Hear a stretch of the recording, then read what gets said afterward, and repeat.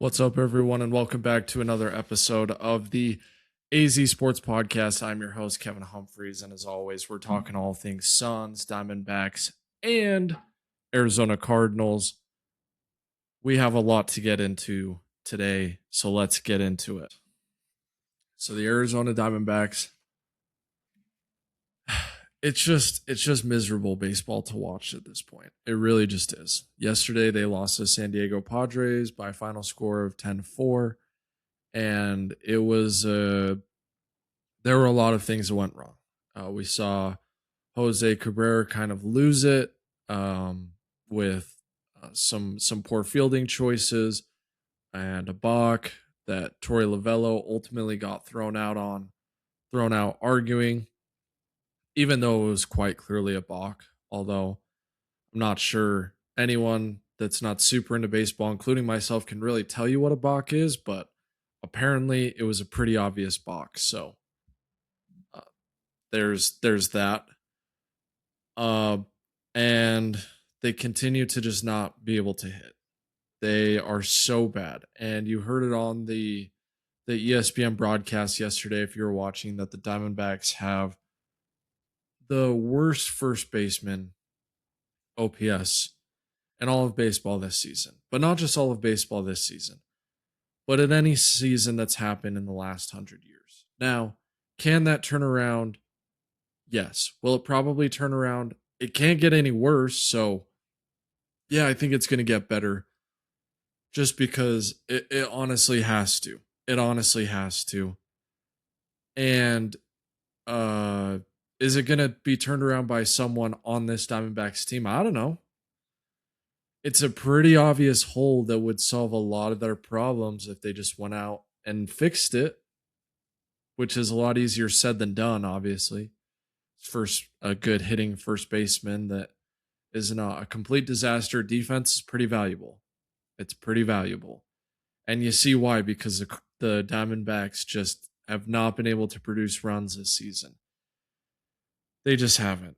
And it's not just this season, it's the past 3 seasons is what I think is causing me and a lot of Diamondbacks fans to crash out right now.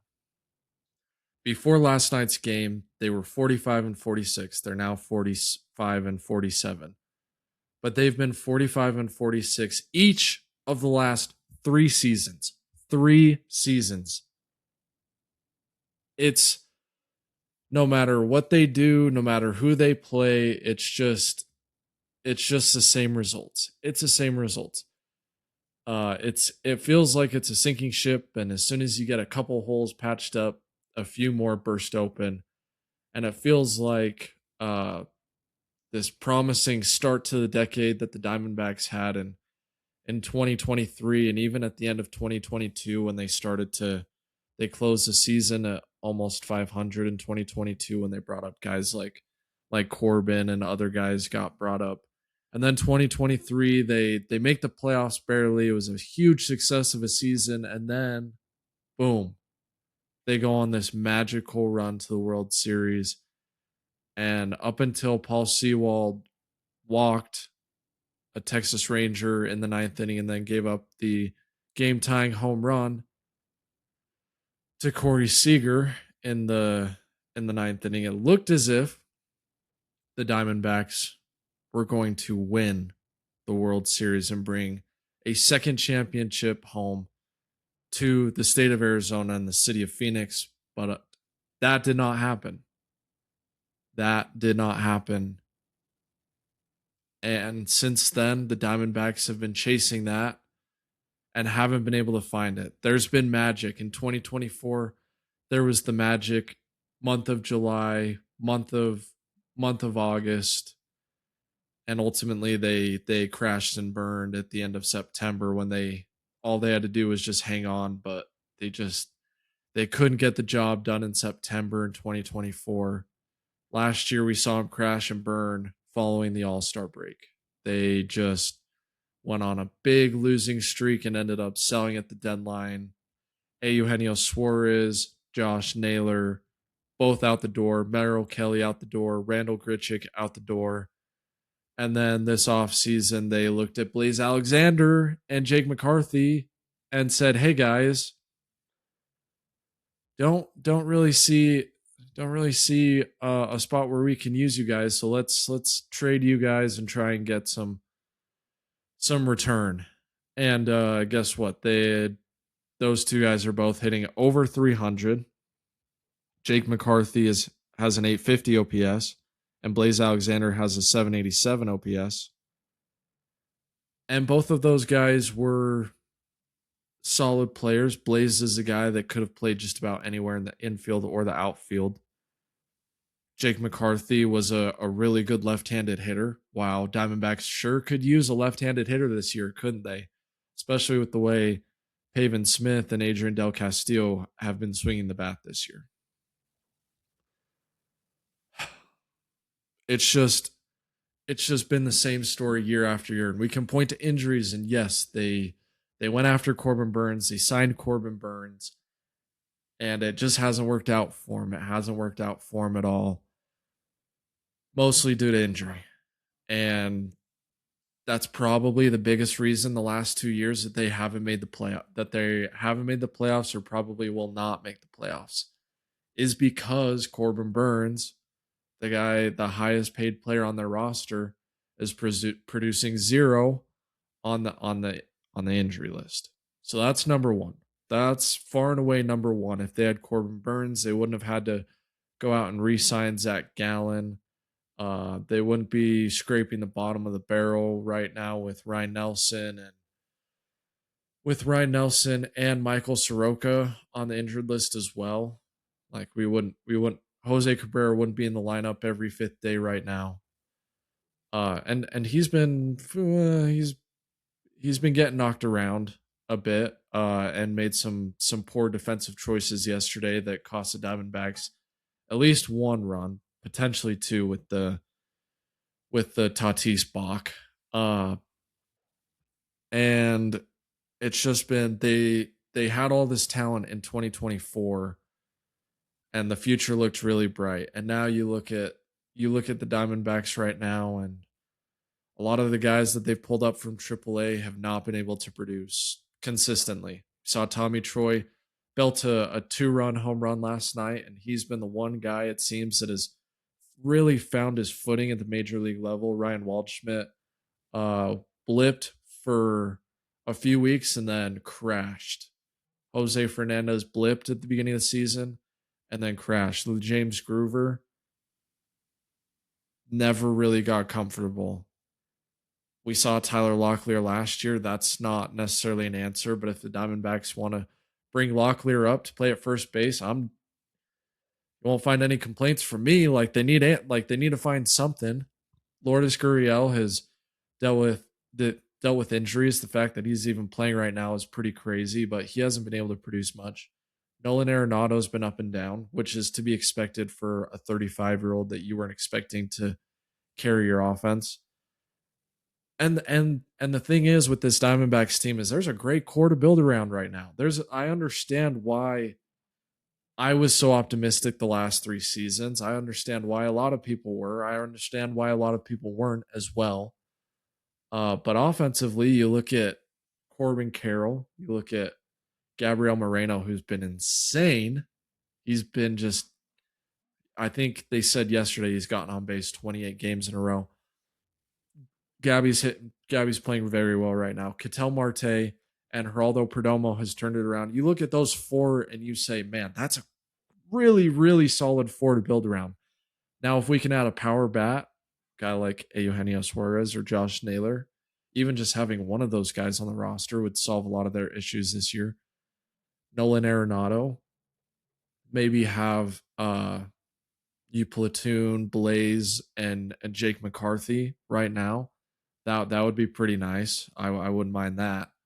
You know, you traded Christian, or you didn't trade Christian Walker. You let Christian Walker go in free agency, but if you just kept him in free agency and maybe the Corbin Burns deal doesn't get done, but maybe you trade Zach Gallen way earlier than when his value was a lot higher than definitely what it is right now, and then you go out and get Corbin Burns. Like And then, not to mention, re-signing Zach Gallen this offseason. Uh, I don't know if anyone could have predicted how bad Zach was going to be this year, but it has been really, really, really brutal. Really brutal. And what makes it frustrating is that some years we've had a good bullpen, and some years it's been the bullpen that was ultimately the deciding factor in us not making the playoffs. Like 2024, the bullpen really struggled, and the Diamondbacks just had to out offense teams, and it ultimately wasn't enough in 2024. In 2025, the they were throwing guys out there left and right. And guess what? There's lots of bullpen injuries too, like Justin Martinez, AJ Puck, um, Andrew Saalfrank, three guys that the Diamondbacks were planning on relying on a lot this season, all guys that have been on the IL, and they still have a good bullpen. They still have a good bullpen. Now, yesterday, Taylor Clark was really bad. And he's a guy where I haven't thought that it was ever going to be consistent for Clark. He's kind of been a guy that I've just been waiting for the floor to fall out from underneath him, personally. But overall, the Diamondbacks have had a really, really good bullpen this year. A really good bullpen this year. Uh, Yesterday, notwithstanding. And it's just been so frustrating. It's been so frustrating as a Diamondbacks fan, someone who tries to watch these games every single night. It is a rough watch. Quite a few of these nights. I mean, this season there have been a lot more games where the Diamondbacks are down 8-1, 10-2, 9-4, like in the sixth or seventh inning, and then it's just so hard to stay locked in. Like, you're just checking out of these baseball games. And I feel like that was never it was not something that's happened the last 2 years, because because the Diamondbacks never got down by a lot because the offense was just always so good at keeping them in it. And this year the offense has been horrible. Horrible. The Diamondbacks have the worst, I cannot stress this enough. The Diamondbacks have the worst first base OPS in 100 years. In 100 years. Now, there is a guy who is, I mean, we're on our last ditch effort right here, right? Like, we've tried just about everything in the organization except for one guy. And that guy's name is Manuel Pena, or Manny Pena. And Manny Pena has had a meteoric rise through the minor leagues this year. He leads all of he leads the minor leagues in home runs with 28 home runs, and he has a 987 OPS, mostly in Amarillo, but was recently called up to the Reno Aces and has hit a home run yesterday and has been hitting above 300 in Reno. So that's a guy that's really flashing right now for the Diamondbacks in their organization, in their farm system. That's a guy that the Diamondbacks, maybe they just say, "Hey, you're probably not ready, but we got to try something. So let's bring you up for 2 weeks and see if you can solve our issues at first base." He has over, it's not quite 300, but he has over 200 innings combined at first base in his career in the minor leagues. So definitely wouldn't be playing him out of position. And he has been playing first base this season in Amarillo and Reno. So maybe that's a guy that the Diamondbacks can hit the break glass in case of emergency button and go get Manny Pena. I'm not sure that's the right move. It probably is the move that the fans all want, just because he's been producing so well at the minor leagues. It's probably not the smartest front office move because he just hasn't seen major league pitching, and his ascension has been so fast that he's not ready for the majors. But it doesn't look like Pavin Smith or Ildemaro Vargas are really ready to hit against major league pitching either. So it's just been such a frustrating season for the Diamondbacks. So frustrating. And can they solve this at the trade deadline? Maybe. I hope they do. I hope that somehow this team figures out how to go on a run and still be within a game or two or three of the wild card, and they can go out, they can get a starting first baseman that can lengthen out this lineup that the Diamondbacks have. Maybe Tommy Troy continues to be the everyday answer in center field. Maybe Lourdes Gurriel can get on one of his hot streaks. We saw